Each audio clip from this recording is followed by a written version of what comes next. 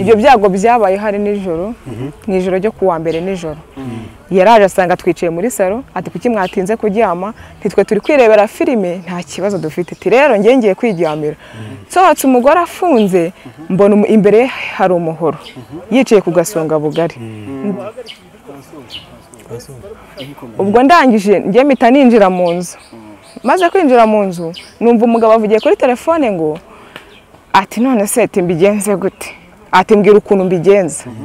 ubwo arangije mpita mpamagara mama anje ndamubwira nti uzi ko numvisha avuze ngo ngashaka ukuntu abigenza ngo bari kumugira inama ngo abigenza gute nyine baramubwiye ati nibwo yahitaga amubwira yese ambwira ngo ubwo erega yagize isoni Jani zo kugira ngo anyiyungeho twumvikane neza turasoje reka noneho ndangi ubwo nibwo twase tujyama nge nicuye umugabo yasubiye mu nzu yakinguje umugore nge ninjiye mu nzu nsanga bari kugwana umugore azayiruka nsanga tuba turafunze yeze mu nzu aho nabaga asanga yibagiwe telefone nibwo twasubiye mu nzu tugiye kwifata abaradukingiranye genda samuratsinze icyo ngukundiye uri umuntu mugabo urugendo rwiza kandi urugendo ruhire. Murakoze nitwa Mukeshimana Jane mageze amezi 6 arashize gusa nasanze amakimbirane ahari bitarakomera kuko byarabaga ntibiba bigaragaze kuko naje nanjye kubanza kwitonda kuko nabonaga rimwe na rimwe umudamu atishimye ubundi rimwe nza kumwicaza ndamaze se ko ubutishimye ikibazo ufite ni iki arambwira ati Jane rero ni byinshi kwa tukiri kumwe ibyinshi uzabigenda ubimenya ndamubwira ntoke nta kibazo muri uko kubana rero ntago nuvango y'umugabo yababaga bashwanye ntibapfaga kubigaragaza ko nk'umuntu twabanaga nabaga nanjye mbibura nk'umuntu mukuru ubu ngubwo hashize amezi 3 nibwo batangiye gushwana barwana ariko byeruye barwana byeruye abayobozi baraza barabakiranura bavuga ikintu bapfa umugabo avuga ko bapfa umwana cyane cyane ariyo ntandaro ya byose umugore aravuga ati kugira ngo umwana abe ikibazo twubake nabi reka mpamukure mushyire muri famiye nimba ari bwo bizagushimisha tukubakana neza ni ukuvuga ngo twumve neza ukuntu ikibazo cyo giteye hari amakuru twahawe ngo yaba umugore yari afite umwana atabyaranye n'umugabo afite umwana atabyaranye n'umugore byari bimeze bite umugabo yabanje kuzana umugore wa mbere barabyarana ariko bananiranwa arigendera agiye niko gushakana na Suzana babonaga hariya rero Suzana yaje nyuma umugore n'ubundi babanye hariya umugore wa mbere aragenda n'ubundi barabyaranye umwana ariko umwana aramutwara ubwo ngubwo nibwo yazanaga Suzana ariko amuzana afite umwana w'amezi 7 ariko Eric yabaga azi ko ari umwana we sinzi uko baje kubitahura nyuma babishyira mu buyobozi umugore yemera ko atari umwana we kandi yaraje afite amezi 7 n'umuntu babanaga barabonanaga birumvikana ubwo ngubwo nibwo umugabo yaje kubitahura bati ngenda ashaka umugore ambwiza ukuri nk'imbere y'abayobozi uyu mwana n'uwanjye ati ntago ari uwawe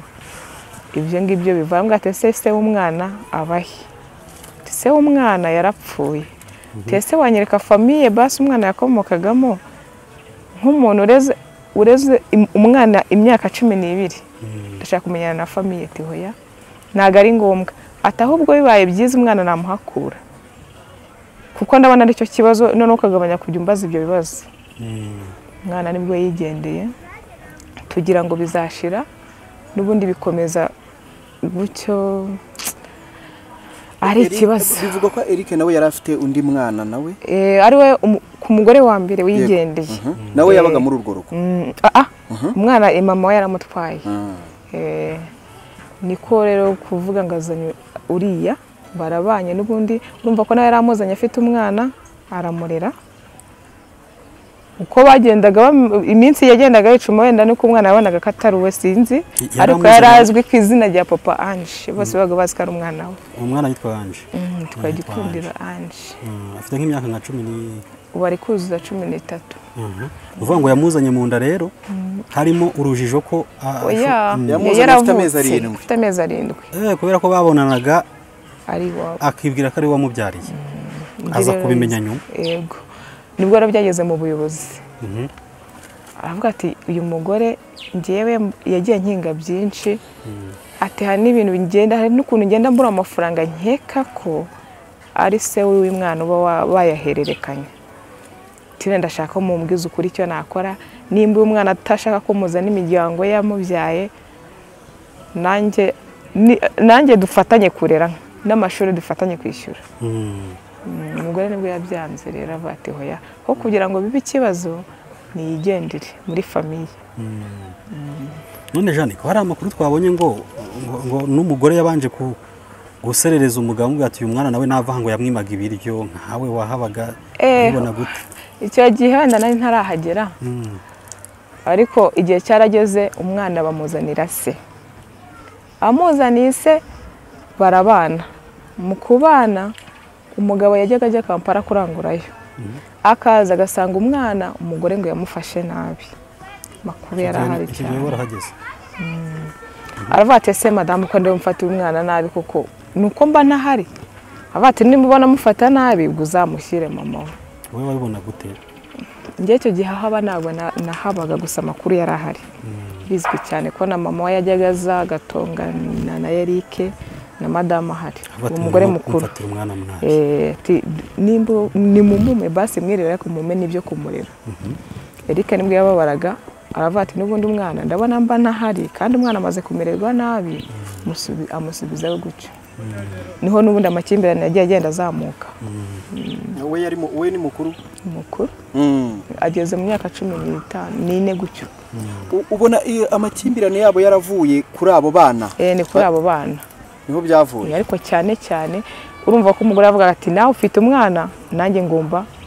nta kintu ugomba kumva kure uwawe nta kintu muvuga nanjye wanjye umureke ntukamuvugeho. Bigenda rero bizamuka gutyo. Imibanire yabo nk'abantu umugore n'umugabo mu rugo bari bamaze gutera imbere bafite ibikorwa bitandukanye yari imeze ute nk'umuntu mwabanaga mu rugo umwuka wari uwuhe? Imibanire yayo nahageze umugore aba mu nzu nini umugabo aba muri negise yo hanze. Ntago babanaga nk'umugore n'umugabo mu nzu gusa hanze byagaragaraga ko babana nta kibazo. Bagenda bafatanya gato cyane rwose ngo natwe twumvise amakuru rwose twayahawe ngo usohotse hanze Jane hari amakuru twari dufite ngo iyo bageze hanze iyo bageraga hanze ngo bagenda bafatanya gatoki kandi ku buryo umuntu uri inyuma ubirebeye inyuma atashobora kumenya ibyabereyemo imbere. Suzana yari umugore ukunda kwihangana. Nubwo Eric yamubwiraga nabi ntago yakwerekaga ko afite umubabaro. Yakoraga uko ashoboye ngo umubone ameze neza. Harya namubwiraga nti ufite umutima wihangana. Ni nanjye uzanyibwira ibanga ukoresha kugira ngo ubashe kwihangana. Ati bitewe n'igihe amakimbirane yacu amaze ni ngombwa ko ngomba kwihangana nkabibamo. Ntago nakwereka ko mbabaye umuntu kandi ashaka n'undi kumbabaza. Ndavuga nti gusa ni byiza ariko nimba ubona biri kugenda bitera indi ntera wazareka mukagabana imitungo. Arambwira ati rero kugabana imitungo simbyanze ariko ibintu narabivunikiye kumbwa ngo pasure nawe nayabona ntaza ahantu ajya ni kibazo ntago byakunda rero. Umugabo se yari afite wenda umugore atazi bijyanye na business? Oya business yari hari akabari yabaga kazi rero. Ishami riremera ryari rifunguye. Bari bafite ibihe bikorwa nimba wenda wibuka ibihe bikorwa bijyanye na salo de coiffure yo mu mujyi. Bijyanye amaherena gucuruza amagesero urumva ko ari ibikoresho n'undi byo muri salo. Bijyanye na make up. Ni ibintu bijyanye na make up biraho. Hanyuma hari ahandi bugeze gukomoza Bukamonyi. Bukamonyi rero nakabari gahari ariko bujujeho na kadasteri batwateganyaga kuzimukirayo Bukamonyi. Ibyo bikorwa byose bari babifatanyije babibanyemo neza cyane rwose nta kibazo bahurizaga hamwe kire ku mubano wo mu nzu ni waho ari ikibazo. Ibyo uvuga by'amafaranga umugore yavugaga ko atazi aharengera nayiki? Hari ukuntu bacuruzanyaga umugabo agafata amafaranga akayatwara. Amafaranga yavaga mu kabari umugore ntazi uko akoreshwa. Ikindi konti yaragiye yishyiraho ku giti cye umugore atazi uko ikorwa. bikamubabaza akavuga ati n'ubundi ntabashaka ko duhuriza hamwe nimba ncuruza buri munsi ngatanga ikimina cy'ibihumbi 80 cya buri munsi umugabo igihe kikagera agafata cya kimina ntashake no kugira ngo twongere muri ya business bivuze ngo ari ku nkinga byinshi amharira inshingano z'urugo ku nshingano z'urugo wenda nk'umuntu wahabaga kuko uvuze ngo kuzimuharira wabonaga bimeze bitezahindanaga gute inshingano z'urugo akenshi iyo twakeneraga ikintu cyose gishoboka ni umugore none igihe cyaje kugira babonye ko business bari kugenda ihomba umugabo aramuga ati none kuva iri guhomba ndashaka kongeramo business tugakora mvuga ngo ninjye nkukuriye none inshingano z'urugo ndashaka kuzibamo umugabo naga ari we mugabo umugore aravuga ati nta kibazo bibayeho birabaye bakajya bagenda umugabo nyine tukamubaza ibyo dukeneye bigeze aho mu gushwana kwabo sinzi akantu bapfuye nk'abantu bo mu nzu ntabwo byose ariko twabimenye nibwo yamubwaga ati sinshaka umunsi ujya gukora ariko kugapfa nanone ikintu numviseho cyabaye intera ngo ni umugore w'umutayeri yateretaga akazungu ku kazi bigera ku mugore bigeze ku mugore niko kumubabaza ajya gutuka wa mugore Suzana gendera mutuka ibintu byinshi umugabo aza yarakaye aravuga rero sinshaka gusubira muri iriya business nimba utangiye kumva kumba mu bagore uncungacunga ejo utazava ngo n'ubundi bintu ndabijyana uyu munsi ntufungure ndashaka kubanza gukemura ibyanjye nawe yavuga hoya atariko ndanayica ingufuri yahise agenda arayica arakora Kazungu yavuye mu rugo nka saa 4 saa 5 gutyo ageze mu kazi nsanze ati uri sinzi neza muvugaho aho mu kazi arabatisha urantangaje sinzongera no kwiga nkuvugaho ko ndabona uri kihebe pe kubona ngiye nkubwira ukuntu ntujye mu kazi ukabirengaho nsanze uri kihebe cyane rwose bimenye uyu munsi iryo niryo jambo yakoresheje uraryibutse ndaryibutse arangije amubwira ati kwa kumenya ko ndi ikihebe nyine ndeka ubwo nta kibazo abati rero guhera uyu munsi ko wiyemeje kwinjira muri business yanjye nk'umuntu wari uyikuriye ndayiretse ubwo yikomeze kuko ndabona ushaka kunyereka ariko ko ndi hasi yawe abaramuritse umugabo yamaze nk'ibyumweru 3 atinjiramo none ariko icyo gihe ajyayo bagapfa ibyo bintu yaramubajije ati yarambwa ngo ndashaka gukora ibintu biri muri ino business yanjye harimo 3,800,000 ndashaka gukuramo 500,000 nkabanza nkishyura ideni hagasigaramo 3,000,000 ati uzazicunge uzayanyereka ati kuko niba mvuze ikintu kakirenga bivuze ngo nindamuka mbibuze uzabinyishyura abarabiretse gutyo arakomeza aracuruza umugabo yamaze ukwezi yinjiye mu kazi nibwo yasanze business yaracendeheye bishiramo noneho aba bantu babahaga imari Suzana ngo nibwo yababwiye ngo umugabo wanjye ntagakire muri ibi ngibi asigaye yigwa mu nzoga no mu bagore nibyo yiberamo tabwo ndagira ngo ngiye dukorane mumenyereze kuma imari ariko tese madame urumva uzabishobora nzabishobora babahaye imari ya miliyoni arakora rwose ariko muri miliyoni yabahayemo 600,000 hasigaramo 400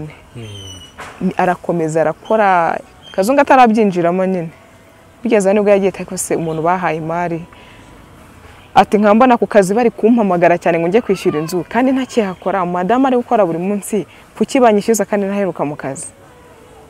aravuga ati atariko nta kundi kuko banzi ko kuri business ngiye kugenda ngira amafaranga mfatamo nishyura inzu ngo yaragiye afatamo 220,000 uwo ni Kazungu aramuga ati hasigaye 2,200,000 ngo ni 750 ngo niyo yasizemo baranandikirana ariko icyo gihe abayobozi baza yamubwiye ngo muri izo miliyoni wasizemo wampamagaje amafaranga tugura inzugi zo ku Kamonyi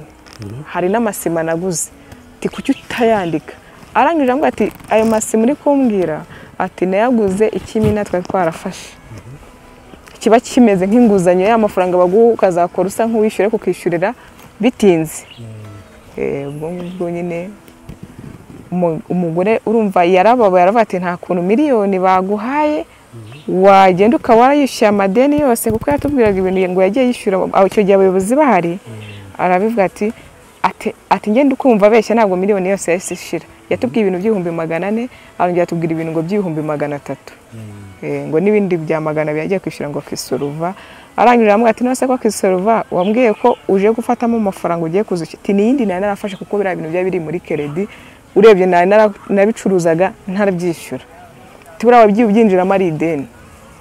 nagombaga kuza kuramo amafaranga nkajya kwishyura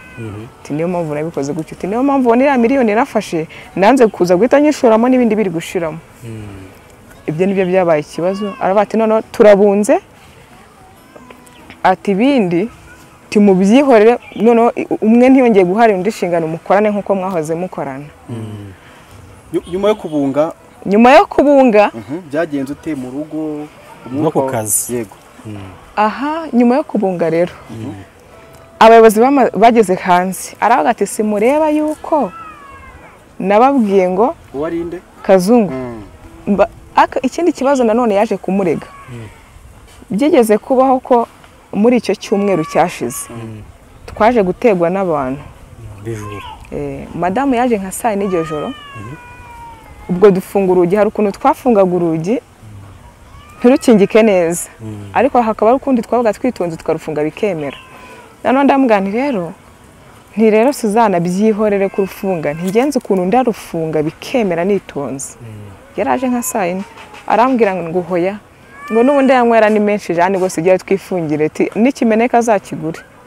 yarakuriye koko arakubita ikirawe kikubita hasi kiranyanyagirika ari nabyo byateye umugabo ubwoba amakimbirana akomeza kugenda azamuka noneho ubwo ikirahure kimaze kumeneka tujya kuryama twese umugabo ataraza icyo gihe habayeho kugwa kw'imvura cyane nyinshi cyane bigeze nijoro nka saa 7 nicuye mbona umuntu amagaze hejuru n'icyuma noneho ndikanga mu kugira ngo negure umusangiye kubyuka asubira inyuma yiruka ndebye hirya yanjye hari radio nakundaga gucuranga nijoro na telefone byegeranye nyine negutse yabitwaye ariko mbonye icyuma ubwoba buranyicaye kubyo n'umwuka wo kuvuga nawe ubuze nkakanura amaso ahubwo nkabyuka ubwo ndabyuka mpengereza mu kirahuri urumva n'ahantu mu gipangu nk'umuntu narafunguye gake itara ryabaga riri kwaka ariko ntijyake hose ngo hanze habone mbona abantu begamye ku nkingi y'inzu papanje yararagamo Kazungu ndangije ndavuga nese naba bantu baramutse banteye icyuma ntereka ngume hano imbere y'umuryango ndeba amaherezo yabo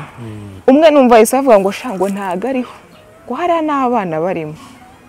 muri bya bijoro ngo ntago ngo ndabona nta urimo ngo kuko ngo itara ngo naguhora iri kwaka ngo haradusanzemo abana none sinzi ukuntu ese mfungura umuryango usa nkaho uvuga bahita basimbuka bagwa nyuma y'igipangu ngerageza guhamagara mama Ange nti uzi ko twatewe wapi yanga kunyitaba ndakomanga cyane ndakomanga bigeza gufunguka ndabandi wenda wasanga sinziriye icyo gihe kuryama byarananemba nicaye ku buriri bigera nka saa 9 byabaye saa 7 n'igice bigeze saa 9 nge nicaye ndagenda abantu uzi ko twatewe tese twatewe gute ahubwo ngiye byantangaje kumbwira ngo abajura turavuga ko ari abajura bamenye ikirahure kandi koko bakadutera bafite icyuma noneho ubwo numva buranyishe cyo kwireguza madamu mbese yahise akubwira ko ari uko mwireguza tukimara kukimena yarabati turavuga ko ari abajura saa 7 zigeje abajura baraje noneho nge nubwo twabivuze gutyo nago nanyuzwe naravuze nti harimo tena ndavuga noneho ubwo nguwo papa Ange ntago yaharaye icyo gihe ntiyatashye ko ndumva amasaha yatashye byageze mu gitondo aje ndavane se mbabarire wenda kukubaza ikibazo ngiye kukubaza turamutse dukoze nk'ikosa ntago byagaragaza ko ari impanuka tese haramutse habaye nk'umuntu agize ibyaga akamena ikintu runaka waza ukamubwira nabi cyane cyangwa umuntu yagusobanura ko ari impanuka ngari yawe wakimenye se cyangwa ari madamu ntari madamu ugikoze ngo none se ngo ibyago ntibibaho ngo nyine umva ko yaba ari umugore wagikoze Ange arambwira nti mbabare kukubaza ibintu nti nuko ikirahure twagize ibyago tukakimena akambwira ngo tuvuge ko ari abajura none nkaba natunguye kubona bicanyi banteye bakaza ko navugishije ukuri ariko ndi kubimubaza icyo kinyoma yamaze kukibwira umugabo se wapi we yaravuze ati tumwihora ahubwo turavuga ko ari abajura ubwo Kazungu aravuga ngo uravuze ngo abajura baje mwamaze kumena ikirahure murabuza guhimba imitwe muravuga ngo turibuze kuvuga ko ari abajura ni abicanyi baje kundeba hakaba hari hamaze iminsi ariko nanone bivugwa ko Kazungu ngo yabwiye Suzana kazamwica ariko ibyo ngibyo nibyo bavuze ntabwo wabyumviye ntabwo ngiye nabyumvise kuva najya no muri rwo se ndabyumva niyo wakabyumvise Kazungu avuga ati nzakwica ntabwo nari nakabyumva pe gusa umugore yagiye abwira umuntu umukozi wakoraga muri Ibuka aramubwira ati uzi ko Kazungu yambwiye kazanyica ati ufite gihamya se ati nayishaka ariko yarabimbwiye none Kazungu kubera iki barokotse umugore yarokotse Kazungu arangije aravuga ati rero bitewe nuko bavuze ko bagiye kuzamfungisha bamfashe gitumo wasanga ari nayo mpamvu uyu mugore ari kunyenza ajya kwica ingufuri mu mujyi kugira ngo ashake impamvu mwiyenzeho bamfunge nkuko yabyifuje cyangwa ikindi se bakaba bashaka kunyica bakankura mu nzira imitungo yanjye bakayikontorora uko bashaka ndavuga nti wapi ntago ariyo mpamvu ntigiye ni impamvu nkwibarije ibyo bintu ni ukubera ko byabaye gutyo ariko nkaba nari nagizemo ubwoba ati nyine impamvu mbwibyo ngibyo nanjye bitewe n'ibyo uwo muntu ukora muri Ibuka yambajije birahuriranye n'uruhurirane tibivuze ko ngiye baje kunyica bazi ko ndataha nasinze bagasanga umuryango wanjye urakinze n'itara ntiribona binjira iwawe bazi ko ninjiye nasinze najyamye uko mbonye ati ngiye nuko mbihuje gusa nuko nanabitekereza kuko nimba ariyo binjiye bashaka bari kwiba ibyo bashaka bagasohoka cyangwa bakanakwica ibyo bintu urabihuza ute n'uburyo hari abantu twaganiriye batubwira ko umugore ngo yarasanzwe ngo amukubita mu buryo bwo kumwiyenzaho ngo kugira ngo amusembure wenda abone ko naramuka amukubise bahita bamufunga ibyo byabayeho amaze kugenda abwira abantu bo muri Ibuka ko yamubwiye ko azamwica abati we niwongera kumubonaho ikimenyetso uzahita utubwira niko rero bagiye kugwana bagasingirana umugore akamurusha imbaraga kwako yazaga yasinze umugabo niko kuba yamujyaga inzara ibikomere bikagaragara n'abaturage bakayibona bikagaragara ku mugabo kuruta ku mugore umugore nta binuza nta bikomere bagafite ahubwo byaga bifite umugabo cyane cyane nuvuga ngo Kazungu ntigeze na rimwe amukubita icyo gihe ntabwo byagaragaraga ko yaba yamukubise kuko n'abana bataga bavuga ati rero buriya ati papa noneho mama noneho yamwishe yamukubise yamumaze nibwo nari nkihagera ndabona ese Anje papa wajya kubita mama ati cyane papa tuzi ukuntu baba bamugize ndambwira ntiyewe ntibyashoboka ntibiragoye kuba yarega ngo umugore yankubise ati mama buragira imbaraga yo papa yasinze nta kintu yakwirwa avuga nibwo byageze avuga ati usubire ibintu nkorera ati wambabare ukazamvira mu byanjye ugafata hawe hashoboka nka bukwanjye umugore amubwira ati ngiye nabivunikiye cyane umugabo niwe wari wivuze umugabo ati ngiye navunikiye ibyanjye ntabwo ngomba kubivamo tereka reka niko rero umugabo nuko yagiye yicara yikanga ko bazamufunga byaba kamubwira akicecekera none igihe kimwe kirajya ati nindamuka nkukubise ati Suzana so yo kuntu nyiyenzaho nindamuka nkukubise sinzigera nkurekura ntakoze ibyanjye Suzana aravuga ngo uvuze arangira nindamuka nkukubise uzamenye ko nzakurekura birangiye ibyo byari bimubwiye nk'inshuro 3 yego arangije ubwo noneho Suzana akajya agenda akanywa inzoga agataha yasinze na Suzana akagenda agasinda wapi Suzana niwe wazaga yasinze ubwo muri iyo minsi ibyo bintu bibo yagendaga akanywa akaza yasinze inde Suzana nawe yarageze ahakana akajya asinda kwako ni umugabo nyine nta bintu yagigeraga icyo gihe nta kintu yakoraga cyo kwigwa avuga ngo yamukuta reka kubwo naramubwiraga ntago yagukoraho bamufunga atirega nanjye sigaye ntinya Jane ntago yabikora ati nanjye yabonye ko nkazi cyane ko yari hano mba numva meze neza cyane ntuzagira ikibazo yaza 4 akaba yahamagara abayobozi Kazungu icyo gihe umugore yabaga ari gusinda Kazungu ajya koko nageze mu nka 2:30 abizi ko ari gusindira ahantu ntabwo yabaga bizi neza ko hari igihe yazaga akaba se ntabwo araza ati wapi akaba yicaye kicara muri salo umugore akazenda nka 4:30 yaza saa tanu agahita ahamagara abayobozi akabohereza message ati ubu nzabigenza neka abana banjye nta kirego bagifite mwadukiranuye kuko ko ibintu mbirambiwe. Kazungu ahamagara ubuyobozi. Ubuyobozi cyane ko byageze aho Kazungu akajya ahamagara abaturage ati kwa saa 5 zigeze umugore atarataha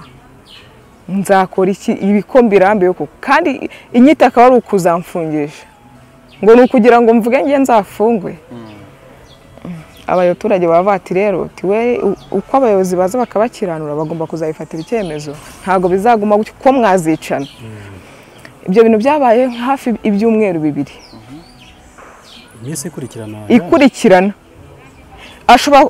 iyo batunganaga gutyo abantu bagahurura ari nyuma y'igipangu yanze kumufungurira abantu barahururaga. Iyo bahururaga uwo munsi buke ntiyabikoraga wenda akajishisha nko akabikaba nka 3 mu cyumweru umugore ntasinde. Akanga atariko Jeanne ati nabonye uriya mugabo asigaye azaka nazageza gituma amagara ntiyego rwose. Iyo yazaga koko nkabona hageze nka saa 3 nantaga muhamagara umugore agahita afata amatakazi. Iye nawe naje gese ngatavuga nti nyamuneka yaje banguka agahita aza yihuta. Rimwe rahagiye acikwaga akahamutanga yamutanga akabanyatsa telefone ati ubwo ngubwo ati maze kubona ko umugore muganira byinshi ati ndabona wa mugani muzamfungisha nese twaba tugufungisha ko nta byawe nzi wa mugabo we. Ati nge ni gute nakora ikintu niya mu muntu akaba ati ijambo nzagufungisha ati hano hantu bizaba ibyanjye. Ati nge naravunitse ndihiringa nta muntu utanzi nigwa nsiga inzara ngendana utuntu agafuka kugira ngo ngende ntera abantu. Ntibirana bivunikiye igihe kinini ntago uyu mugore azakomeza kunyicira ubuzima bw'abana ngo mbyemere. Ndabana ariko amategeko ariho nibyanga muzafata urupapuro mugende ku buyobozi bubakuriye. Aterega byaranze harya bari barasezeranye. Oya ntabwo barasezeranye. Ubwo rero bikajya bikomeza gutyo kuri finali bamubwira yuko bagomba kwiyunga. Nibwo yatangiye kumwegereza cyane arabati rero Suzanne ngomba ibikubivamo ndabana umutungo wanjye uri kunyereza uko bwije nuko bukeye ati twiyunge bishire duhurize hamwe kuko dukorane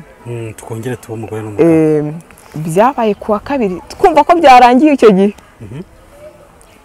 Kuwa 2 biragera rwose kuwa 3 bigwameze neza no kuwa 4 bigwameze neza umugore ntongeye gutaha bwije. Ngo bari batumiye abantu Rusisiro baraje rwose urubyiruko abantu bakorana mu kazi baraza.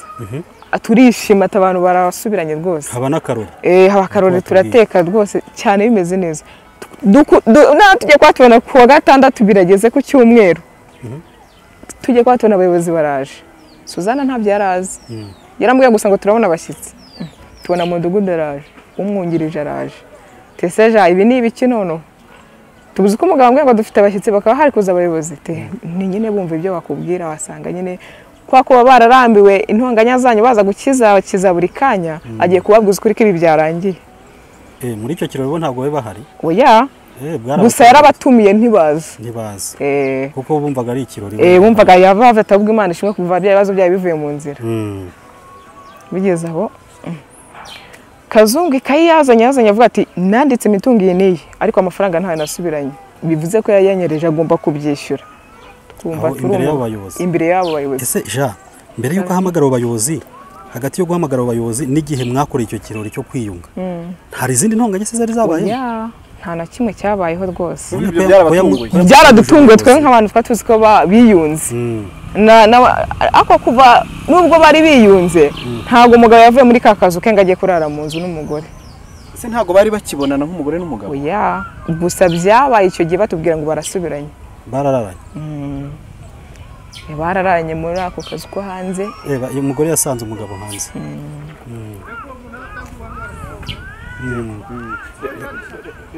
Reka dusoze wenda reka dusoze tubwire kuri uwo munsi kugira ngo ibyo bintu bibe.